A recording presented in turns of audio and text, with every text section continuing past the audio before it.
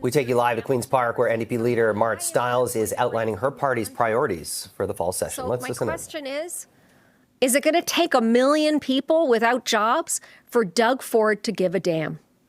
Look, you put your trust in Doug Ford to protect you from the economic impacts of Trump's tariffs, and this government has done nothing but use your tax dollars as a personal piggy bank, giving out handouts to well-connected friends. And meanwhile, we are staring down a rapidly ballooning deficit. Never has a government spent so much while delivering so little to Ontarians.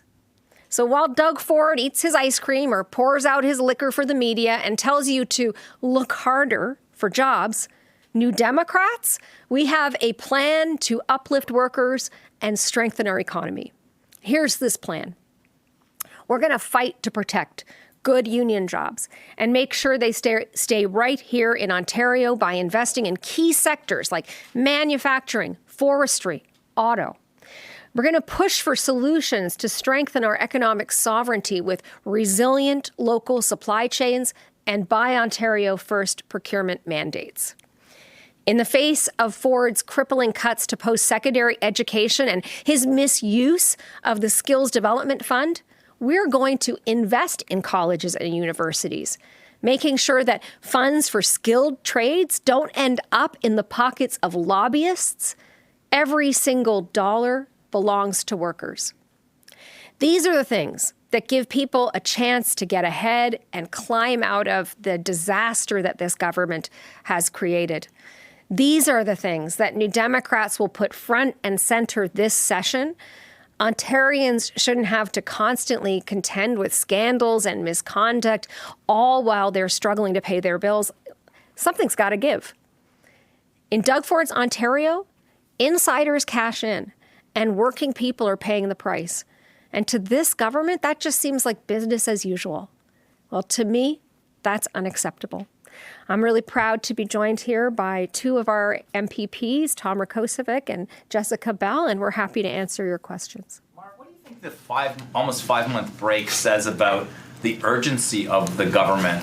Or the government's urgency in terms of dealing with the priorities. I mean, you guys left not because you wanted to leave, but because the Premier wanted to leave in early June, and it's almost the end of October. Yeah, look, Doug Ford and his government decided to take a 5-month break just at a moment when Ontarians need their government the most, right? We need to be fighting for every single job in every single sector. And I think Doug Ford and his government didn't want to be held to account. So they went off for the summer, but we used this opportunity to get out and listen to people.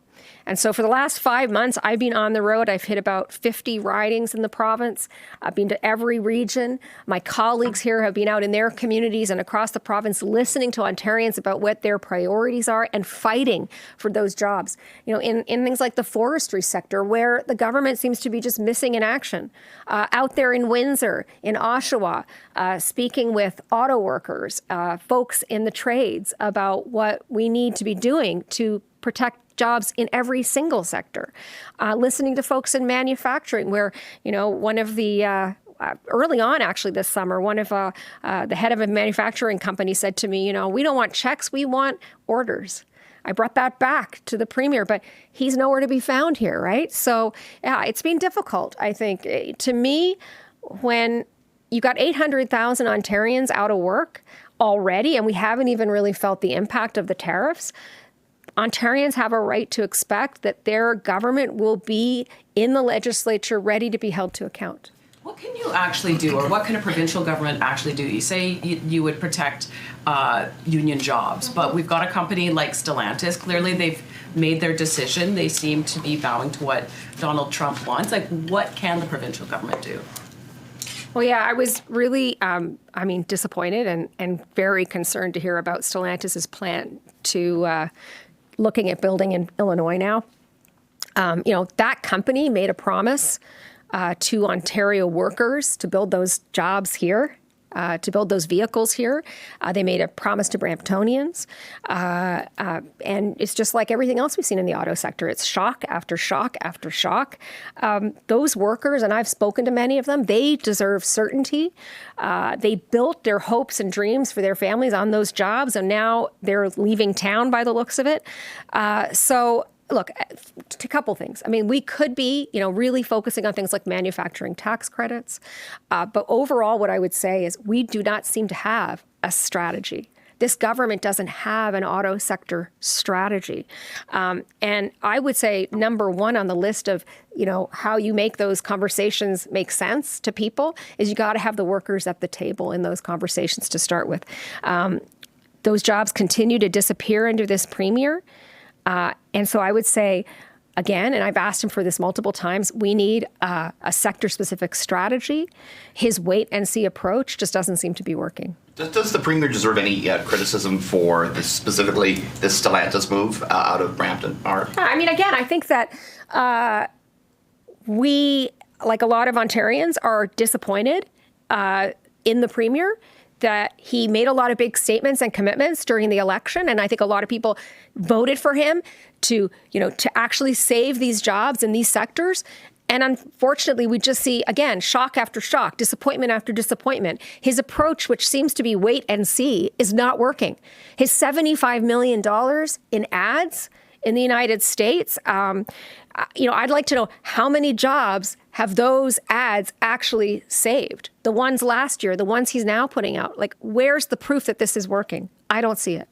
Do you think there's any way that you can change the way that you try to defeat Doug Ford bills in the legislature and maybe collaborating more with the Liberals? Because in the last session, there was some discrepancies in how you guys tried to, counter, I'm thinking, Bill 5. Is there any way that you guys can work together, even though now the Liberals are leaderless? Look, we will continue to look at every tool in the toolbox that we have in the legislature, right? I mean, my colleagues and I, we are very focused, and when we're in the legislature, we will use every tool we have. But let's not forget, right? This is a government that has watered down the rules and the tools that the opposition has in the legislature.